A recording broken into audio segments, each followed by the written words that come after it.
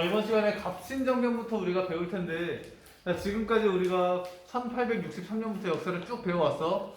흥선대원군이 국가 안에, 국가 바깥의 여러 가지 문제를 해결하기 위해서 여러 개혁 정책을 펼쳤고, 그 다음에 1870년대부터 개화 정책이라는 게 많이 펼쳐졌지. 그래서 그 개화 정책에 반발하는 이무군란이라는 것도 생겼고, 그리고 다른 나라와 여러 가지 조약을 체결하는 그런 조선의 상황 속에서 1884년에 갑신정변이라는 게 발생하기 시작한다. 갑신년 1884년에 정치적인 변란이 발생한 거야. 이걸 갑신정변이라고 하는데, 우리가 저번 시간에 위정척사 운동을 배웠을 거야. 위정척사. 성리학만이 바른 것이기 때문에 바른 것, 성리학을 지키고 성리학 이외의 모든 것은 배척한다. 그 위정척사의 운동. 이걸 통해서 이 운동을 통해서 서양 세력, 외부의 세력에 대해서 이제 교역하지 않겠다. 이런 분파가 있다는 걸 우리가 배웠을 거야. 근데 그런 위정척사파가 있는가 하면 서구의 문물을 받아들여서 발전하자라고 하는 개화파가 있는 거야. 개화파.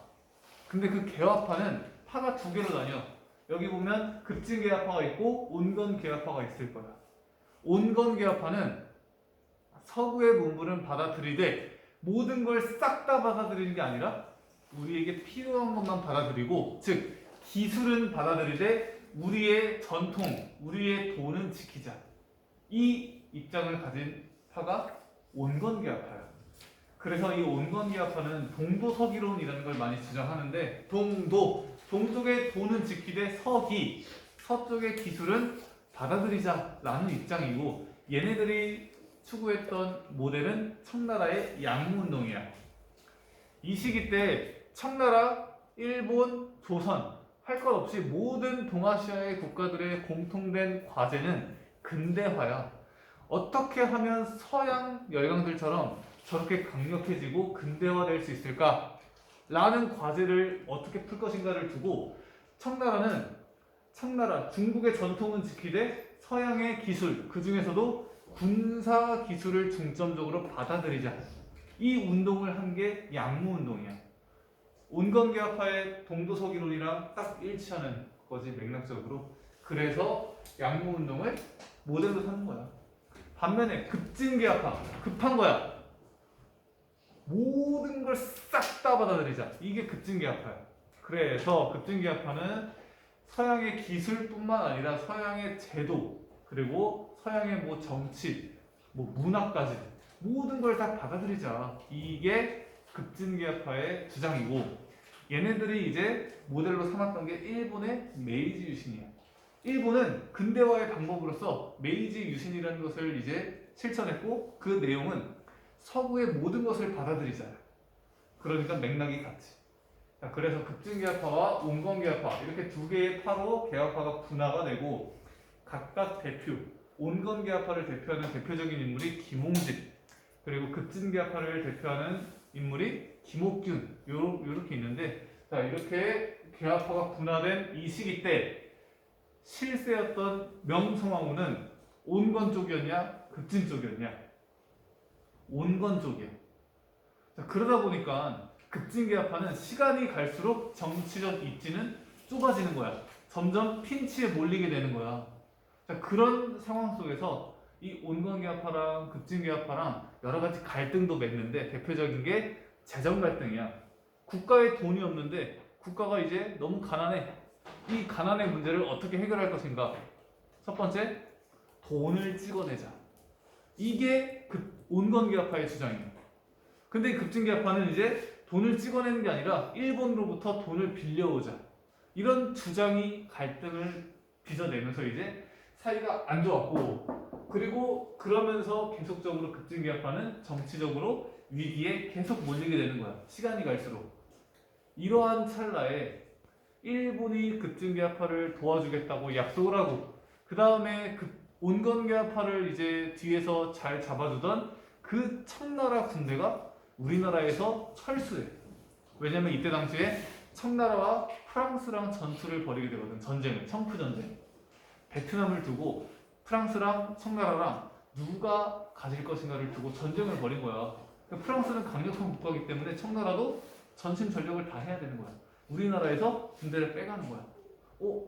온건계합파를 지켜주던 청나라 군대가 없어지고 일본이 우리를 도와주겠대. 근데 급진계합파 우리는 지금 위기에 처해 있어. 이때가 기회다. 그래서 이 갑신정변을 급진계합파가 일으키는 거고, 전개를 보면 급진계합파가 우정총국 축하연에서 이제 정변을 일으킨다. 우정총국은 우체국이야. 우리나라에서 우체국이 처음 열렸으니까 당연히 파티를 할 거 아니야. 그 파티에 모든 관리들이 오는데 그 오는 관리들 중에서 온건계합파를 딱 다 죽여버리는 거야. 자, 그 다음에 이제 고종한테 달려가서 뭐라고 하는 거야? 지금 저 온건계합파이들이 지금 영부를 일으키고 있다고 하는 거야. 부각하는 거야. 지들이 영부를 일으켜놓고. 그래서 고종을 확보한 다음에 그 힘을 기반으로 해서 이제 자신들이 권력을 잡고 이제 새롭게 국가를 구성하려고 했다. 그래서 민치정권도 막 없애버리고 그 다음에 개화당 정부라는 걸 수립한 다음에 14개도 혁신정강을 발표한다. 자, 그 내용은 뒤에서 확인해 볼 거고, 자, 근데 이러한 갑신정변은 다시 청나라가 진압하러 오면서 3일 만에 끝난다. 그래서 이 갑신정변을 3.1천하라고도 부르는 거야. 자, 그리고 그 결과 다른 급진계합파 사람들은 일본으로 도망을 가게 되면서 갑신정변이 끝나게 되는데, 그 결과 첫 번째 한성조약이라는 걸 체결해. 우리 이모군란을 일으켰을 때, 우리나라가 이제 군란 일으켰을 때 일본에게 피해를 준 사실이 있었기 때문에 재물포조약을 체결했잖아. 똑같아요. 갑신정변 이 과정에서 일본에게 피해를 주는 일이 생겼기 때문에 이걸 배상하는 차원에서 한성조약을 체결했어. 첫 번째. 두 번째는 우리나라는 아니지만 청나라와 일본 두 양국 간의 조약을 체결하는데 그것을 텐진조약이라고 한다. 텐진조약. 내용은 공동 파병, 공동 철수. 두 국가가 조선에 군대를 보낼 때는 미리 알려줘서 서로 같이 들어오고 나갈 때도 같이 나간다. 공동 파병, 공동 철수를 골자로 하는 게 텐진 조약의 내용이야. 우리나라가 한 거 아니야. 일본과 청나라가 한 거야. 그리고 당연히 갑신정변을 청나라가 진압해줬으니까 청나라의 내정 간섭이 더욱 심화됐겠지. 그게 결과라고 할 수 있고, 의의는 우리나라 최초의 정치개혁 운동이래. 한 개는 위로부터의 근대화 운동. 그냥 모든 사람들의 의견이 담긴 게 아니라 저 윗사람들끼리의 싸움이었다라는 거야. 윗사람들끼리의. 국가의 구성원 중 일부 이득을 위해서 그 일부 세력만 이제 변란을 일으킨, 모두가 함께하는 게 아니라. 그래서 위로부터의 근대화 운동이라고 하고, 외세에 의존했다. 대표적으로 일본. 그 다음에 뭐 토지 개혁 등에 소홀했다. 농민들이 가장 원했던 거는 옛날이나 지금이나 토지 개혁이야. 토지 개혁. 근데 윗사람들은 땅을 많이 갖고 있는데 토지 개혁을 하면 내가 잃어버리잖아. 당연히 싫어하지. 그래서 여기 위로부터의 근대화 운동이라는 뜻은 즉 농민들, 백성들의 의견을 반영하지 않았다라는 거야. 그 증거 첫 번째, 토지 개혁 등에 소홀했다라는 거지. 이게 반증해주고 있다라는 거야.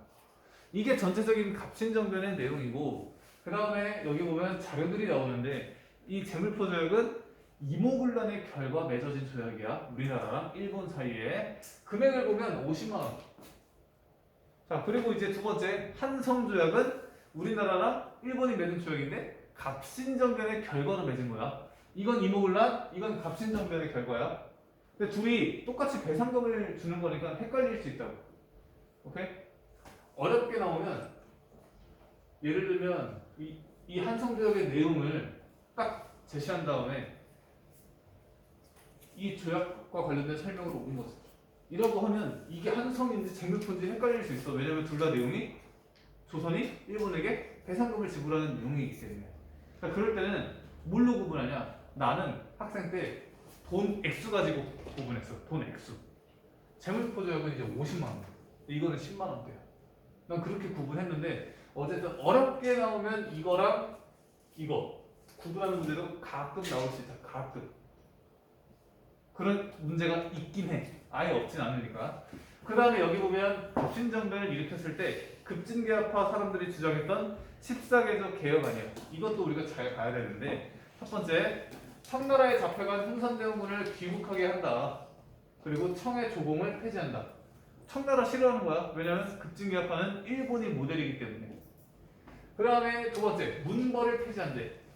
여기서 낚이지 말아야 될 게 첫 번째, 문벌을 폐지한다는 것은 신분제를 폐지한다는 것과 같지 않다라는 거야. 문벌은 가문 대대로 내려오는 그런 특권들을 얘기하는 거고, 그 신분제는 계급 자체를 얘기하는 거야.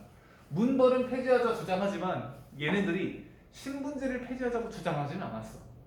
근데 문벌 폐지를 신분제 폐지와 같은 맥락으로 이해하는 친구들이 가끔 있는데 그러면 안 된다라는 거야. 그 다음에 세 번째 보면 전국의 지조법을 개혁한대. 이것도 낚시 포인트인데 지조법이라고 하잖아. 이 지조법이라는 세 글자는 뭐와 관련된 법인 것 같아? 너희들 생각에? 뭐라고? 뭐라고? 그러니까 지조가 뭐냐고? 아? 뭐래? 안 들려. 어? 예의? 아, 내가 못 들었구나. 미안해. 단어 한 글자 한 글자에 조금 주목해 볼래? 지조법이라고 하면 뭘까 대충? 뭐랑 관련된 법일 것 같아? 대부분 이렇게 생각해. 왜? 지가 들어가니까. 그래서 뭐야? 십자개도 개혁안은 갑친정면대 급진개혁파가 주장한 거잖아, 그치? 그런데 지조법? 지? 땅? 뭔가 하려고 했나 보네? 아니다라는 거야. 왜? 아까 결과, 즉 한계 중에 뭐가 있었어? 토지개혁에 소홀했다, 하지 않았다 라는 게 있잖아. 이거는 땅이 아니라 조에 주목해요. 조. 세금 관련된 법이에요. 세금 관련된 법. 이걸 두고 뭐 토지개혁 혹은 토지와 관련된 무언가를 하려고 했다라고 낚을 수 있다고. 지가 들어가니까 낚이지 말라고. 오케이? 자, 그 다음에 뭐 여러 가지가 있는데 12조에 모든 국가 재정은 호주에서 관할한다.